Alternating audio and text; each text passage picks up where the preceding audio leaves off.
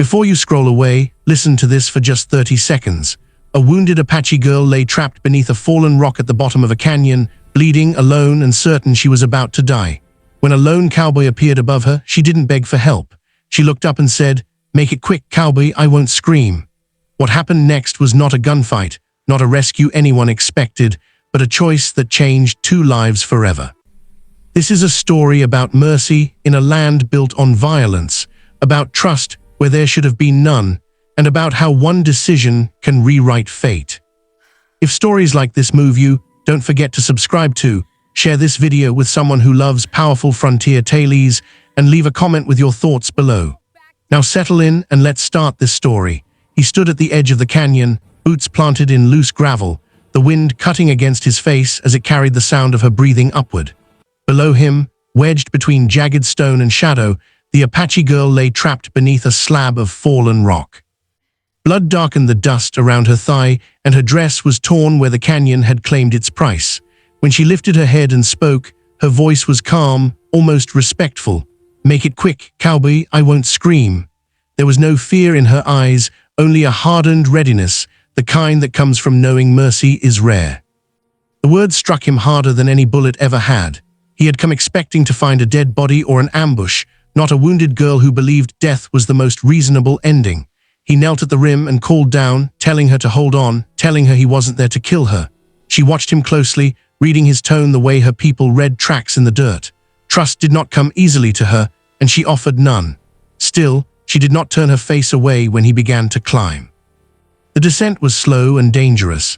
Every step sent pebbles skittering into the depths, echoing like distant gunfire. He used his rope where he could, lowering himself inch by inch, knowing that one mistake would leave them both broken at the canyon floor.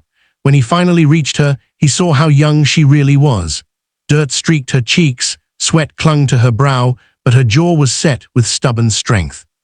The rock pinning her leg was massive, its edge pressed deep enough to steal the color from her skin.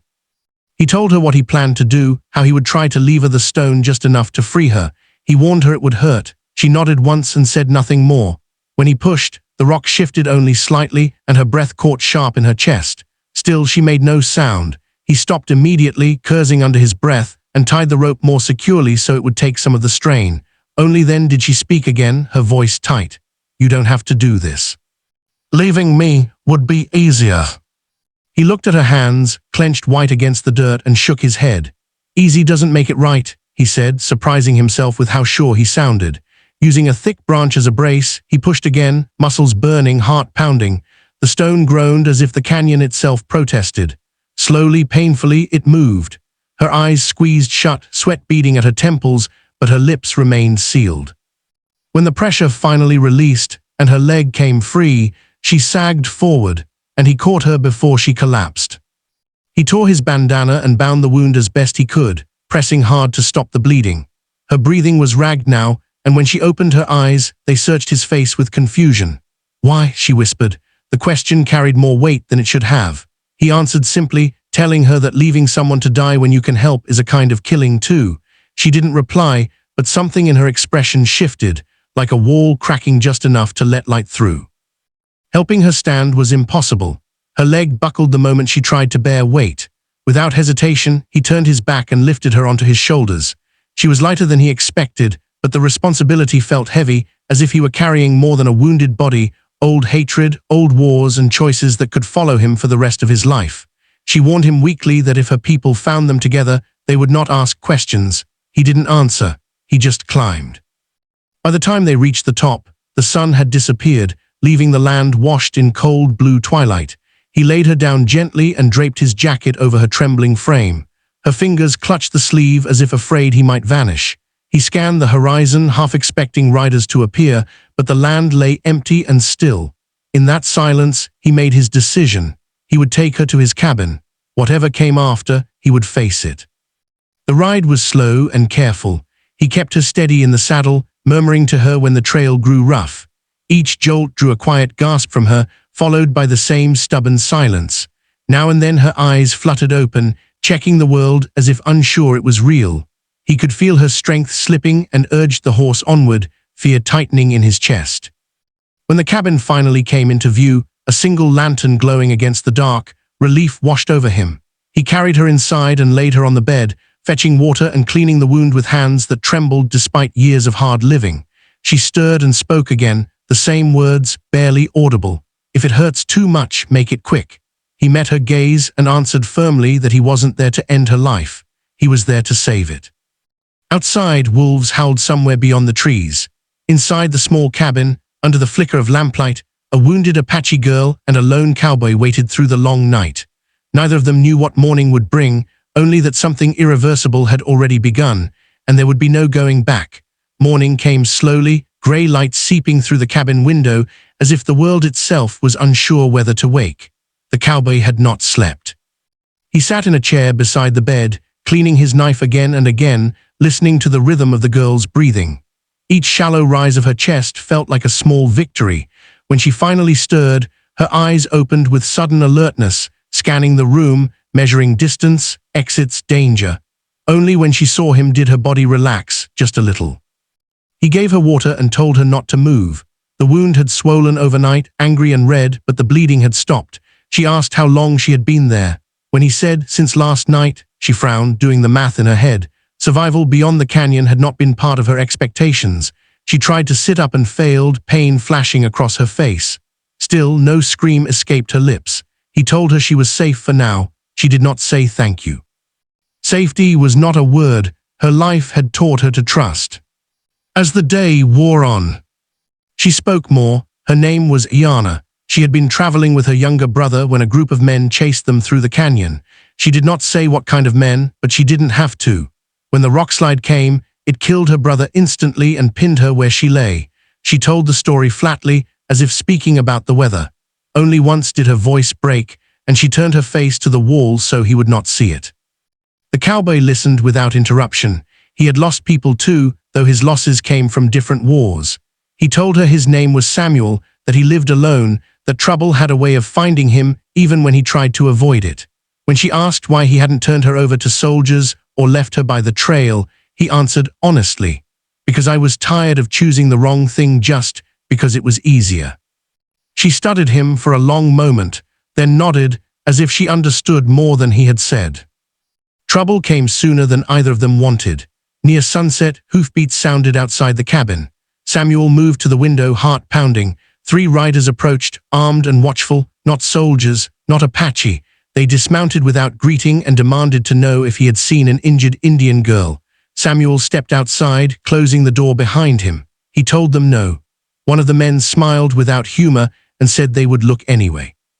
Before Samuel could react, Iana dragged herself from the bed, pain screaming through her body though her mouth remained shut. She seized Samuel's rifle and stood behind the door, back pressed to the wall, breath shaking.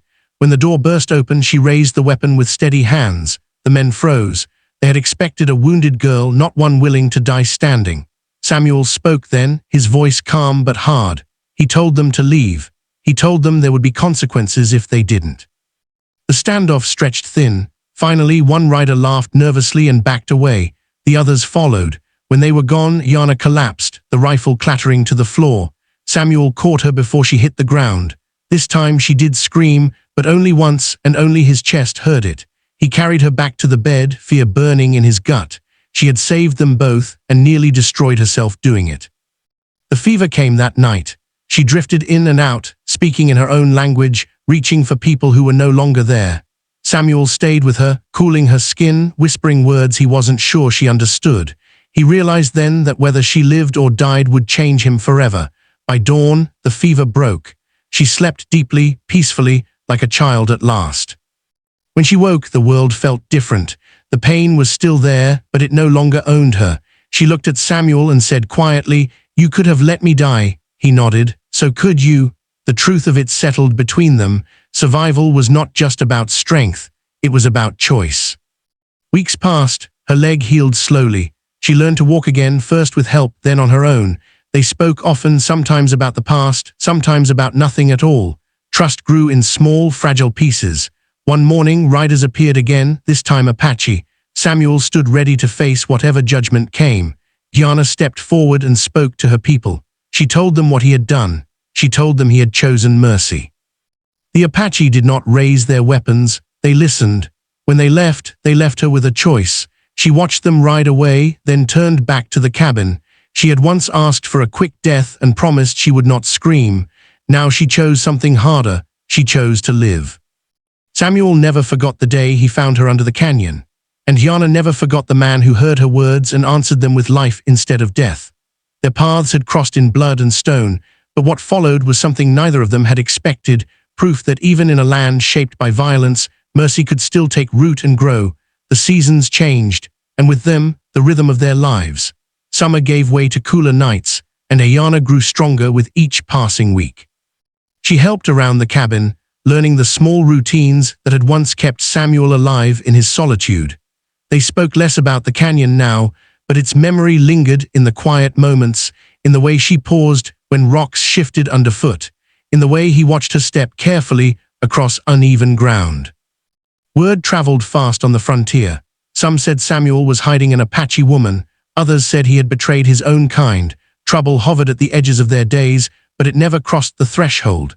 Yana knew her presence was a danger to him, and one evening she told him she would leave before that danger became real. Samuel listened in silence. When she finished, he simply said that she had already earned the right to choose her own path.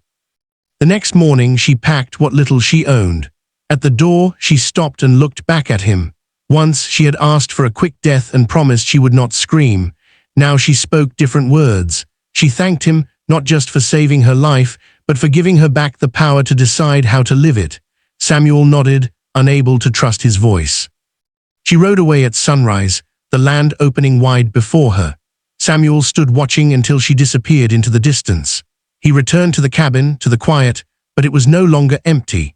He carried her story with him, a reminder that even in a world shaped by loss and bloodshed, one act of mercy could echo far beyond a single canyon, changing lives long after the dust had settled.